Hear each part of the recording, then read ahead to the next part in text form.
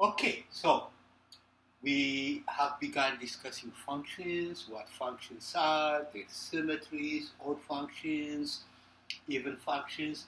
So we're gonna start parceling up different functions, linear functions, quadratic functions. So we're gonna start with a linear function. In a linear function, you know that it is a function because it is one-to-one. For one value of x, there is exactly one value of y. And let's go ahead and revise what you probably have discussed in 095. Let's do the definition of the slope.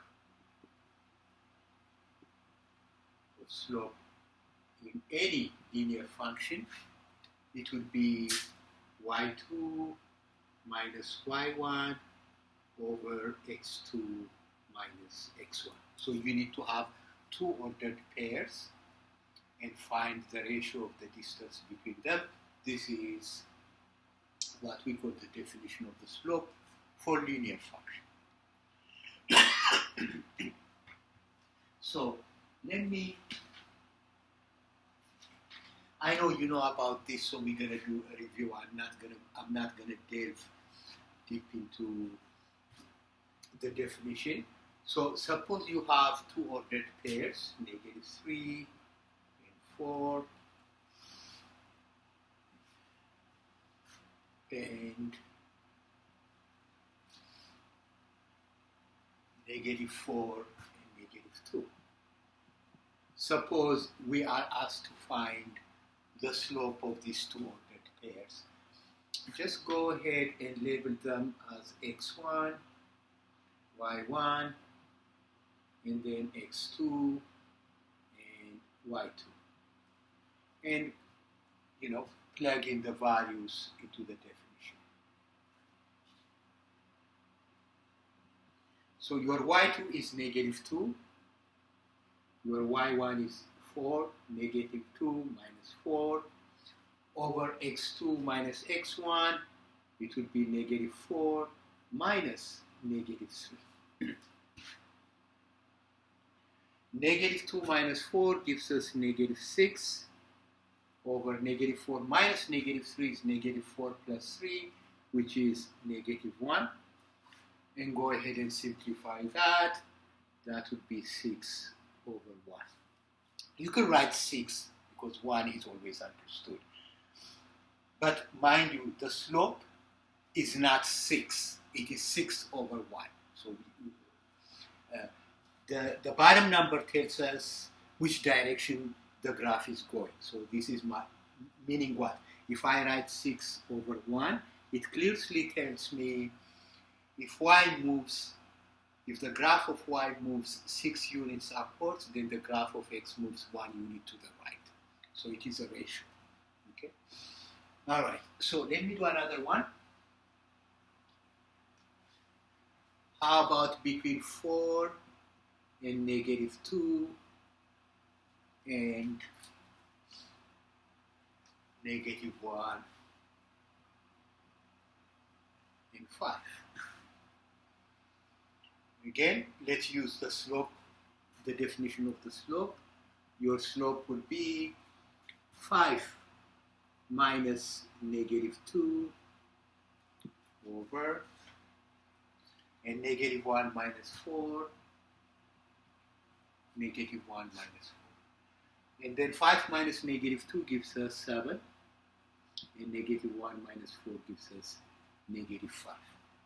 And that is your slope. Again, this time it comes out into as a distinct ratio other than the denominator is other than 1.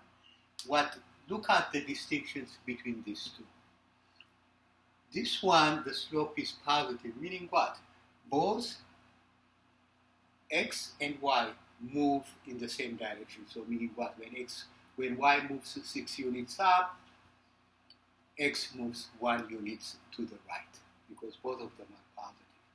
Here, if y moves 7 units up, then x has to move 5 units to the left, to the negative x-axis. Or vice versa. So you can do -7 over 5 also. And in this instance, if y moves 7 units down, then x moves 5 units to the right. This is a positive slope, this is a negative slope.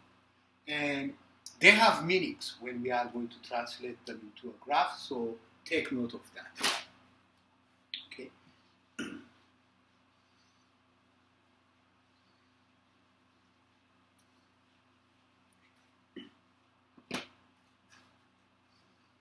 In fact, so let's make sure, when do we know from a graph, not the exact value, but whether the slope is positive or negative? If you see a graph going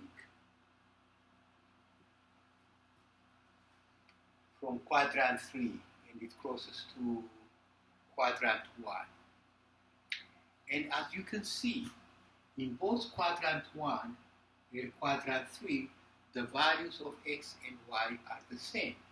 X is positive, y is positive. X is negative, y is negative. Therefore, the slope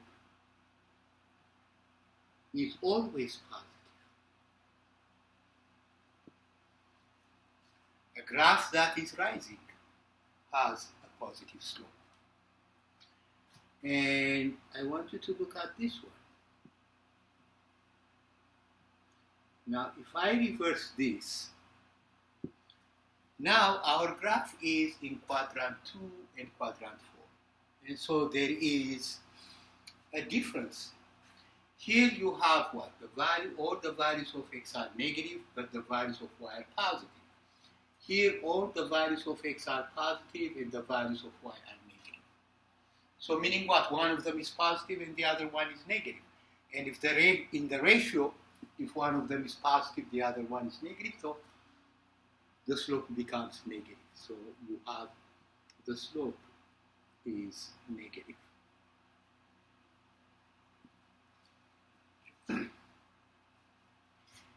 Now there are two more that we need to look. Here we are seeing the graph crossing quadrant 1 and quadrant 2. It doesn't matter, but it is a horizontal line. It could cross quadrant 3 and quadrant 4. What is crucial about this is there is no movement in the y direction. There is no movement upwards, so the graph is moving just sideways. So what it's telling you is there is no difference between y2 and y1. And if there is a difference, it is 0. So when you see this is a horizontal line, let's just talk about y is equal to b, because there is only one value of y, which is this one. But x goes from negative infinity to infinity. So when this happens, the slope is 0. And now let me draw me another graph.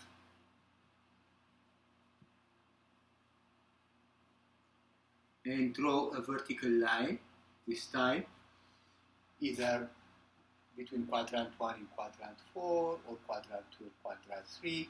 Here you are seeing is, all you see is the movement in the y direction. It either goes up or down, but there is no side movement. That means what? There is no difference between x2 and x1, which means what? The denominator ends up being 0. So when you see this, which is, let's just write it, x is equal to a, there is only one value of x, then the slope is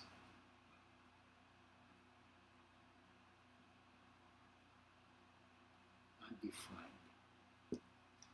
Okay. So these are 4 instances that we can look in our definition of the slope.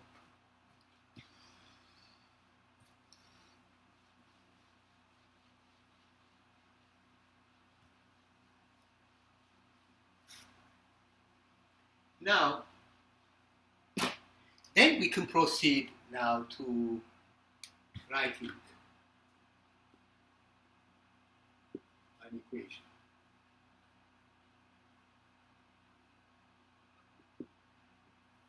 The first example that we're going to use would be what we call point slope form.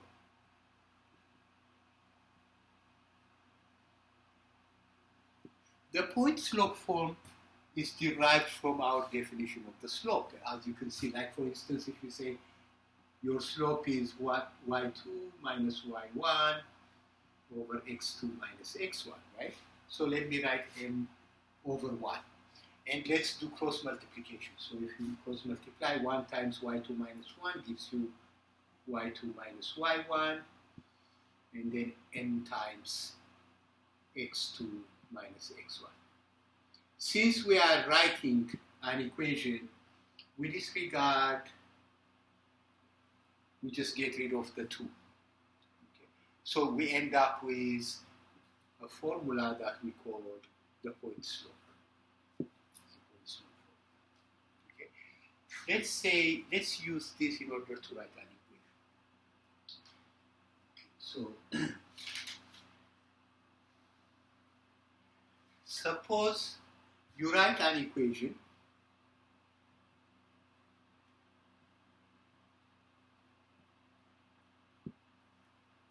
of a line passing through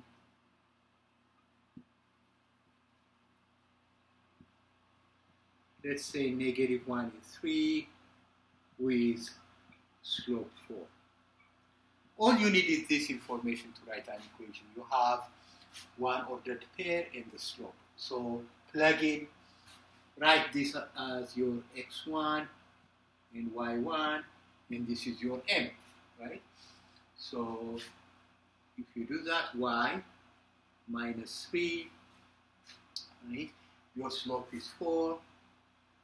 Then you do x minus negative.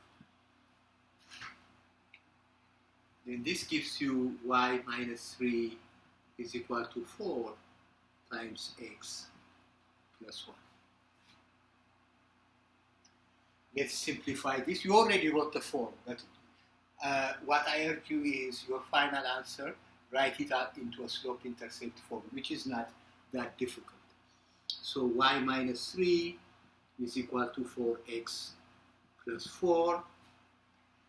Isolate y, so meaning what? Move -3 to the other side, so you have y is equal to 4x plus 7. This is your slope-intercept form. Y is equal to mx plus b, if you remember it. And this is actually something that is more important to realize, because you can see the y-intercept and the slope at the same time. Especially when you are doing the graph, this would give you a clearer view of what your graph would look like. Okay.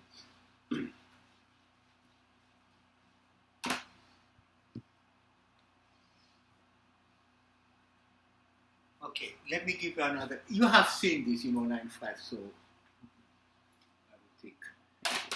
Suppose this time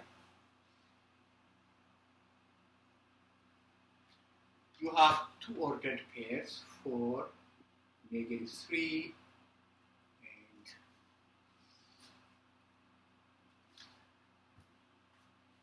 and -2 and 6. And then here you are asked to to write an equation, to use the point slope form. But before you do that, you have to find the slope. You know the slope is y2 minus y1, so I'm going to subtract -3 from 6. 6 minus -3 over -2 minus 4.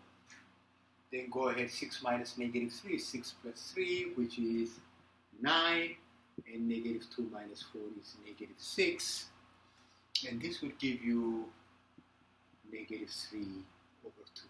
You know, this is a negative slope. It's a graph going down. So let's write an equation. So this one is x1, y1, x2, y2. To write an equation, you don't need both of them. So you can get rid of one of them. So I can get rid of this. I don't need this. So I'm going to rewrite my point slope form. Y minus y1 is equal to m times x minus x1. So your y1 is negative 3, so this would be y minus negative 3. Right? And your slope is negative 3 over 2 and x minus 4. Okay. So this is y plus 3 is equal to negative 3 over 2x. Let's distribute.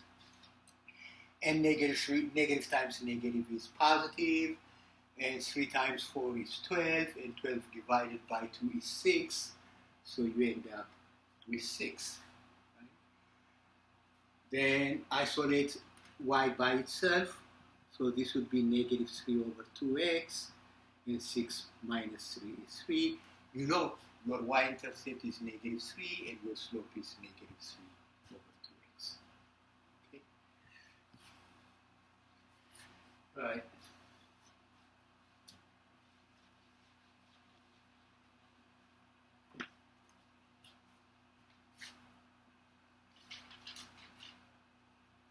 Now, how to graph?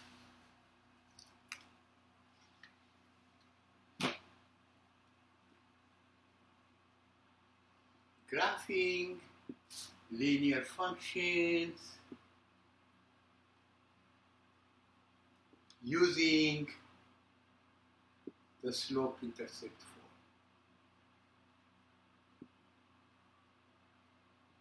Intercept form, or y is equal to mx plus b. We're going to use that. Okay, so suppose I'm not going to rewrite this.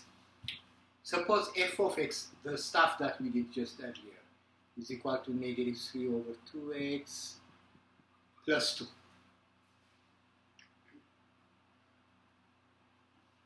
Now, suppose if we are asked to write the graph, we have a clearer idea. This is a graph which is coming down. But we need 2 ordered pairs in order to do a graph. So the first one, this one is my y-intercept. So go ahead and write what? 0 and 2. Because if x is 0, your f of x becomes 2. Now, there is a fraction here. Okay, you can choose any value of x that you want. I can choose, like for instance, since I have a denominator here, I can either multiply this one by 2, then I would end up with what? Negative 3 over 2 times 2 would give me negative 3, so you end up with negative 3 plus 2, which is negative 1.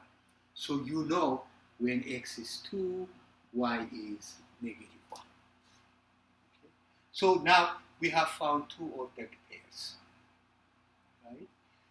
I can do now, go to my Cartesian coordinate system. Go ahead, you know 0 and 2 is somewhere here, and 2 and negative 1 is somewhere here. And now you can draw the graph. Okay, this is a graph in descending order. It is a negative slope. And this is what it is. Now let me do another one.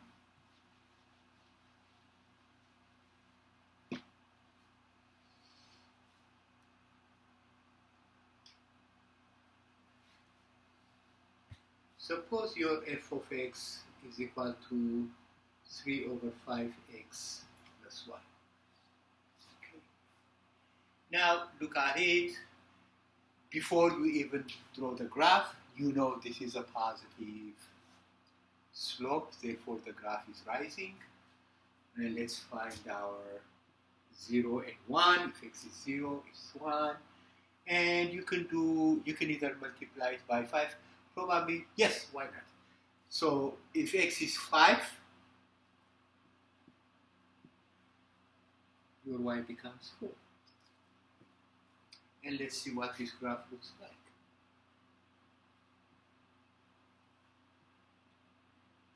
You know 0 and 1, it's some here. 5 and 4 is probably some out here. Sorry about my graph. I think this is going this way. Let me cheat here. Just 0. Okay, so it's, you know that the graph is rising.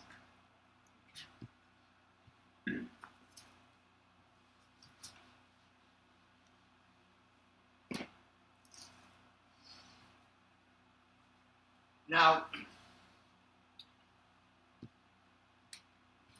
if you are asked graph y is equal to 3, okay, this is what? A horizontal line. So you go ahead, because this one is telling me what? For all values of x, y is 3. So go ahead and find 3 here. This is 0 and 3, right? If x is 0, y is 3. If x is 1, y is 3. So meaning what? All the values of x from negative infinity to infinity. So this is your y is equal to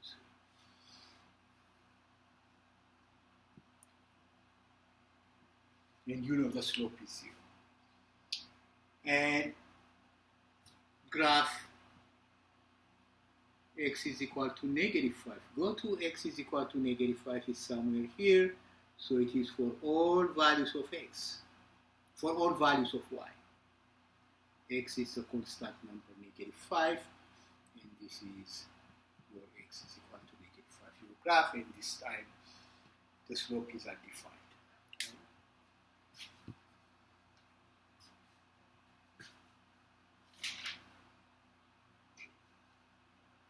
Now we're going to talk about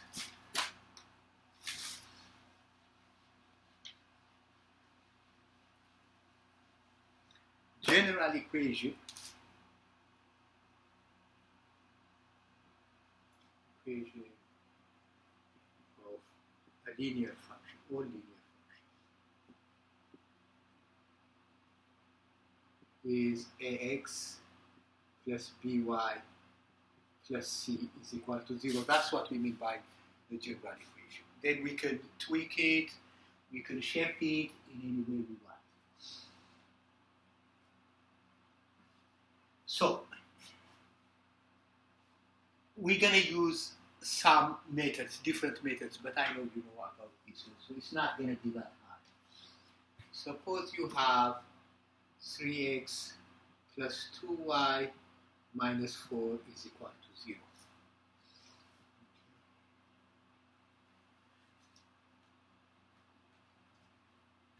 Find the slope and y-intercept. Meaning what? Write it in the form of y is equal to mx plus b. So this is not a big deal. Meaning what? All you need to do is what? Isolate y by itself. So you will say 2y minus 4 is equal to minus 3x. And then 2y is equal to minus 3x plus 4. And then divide all sides by 2.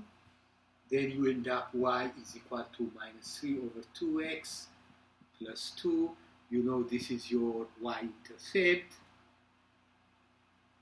And this one is your slope. Okay? All right.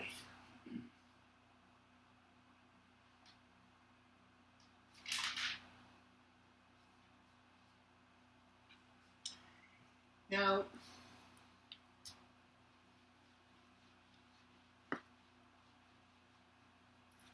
just to give you another concept, so meaning what? We have x-intercepts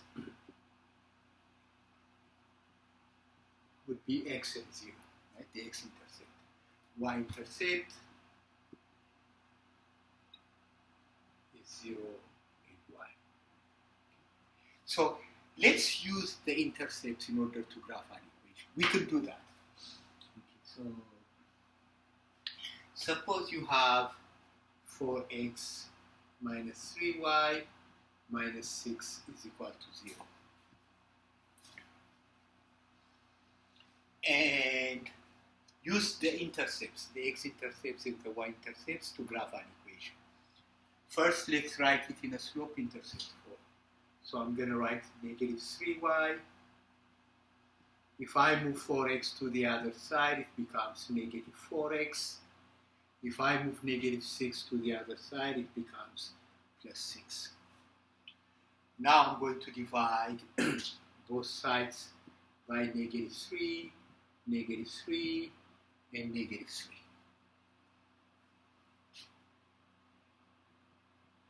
So this would be 4 over 3x, and 6 divided by negative 3 is negative 2.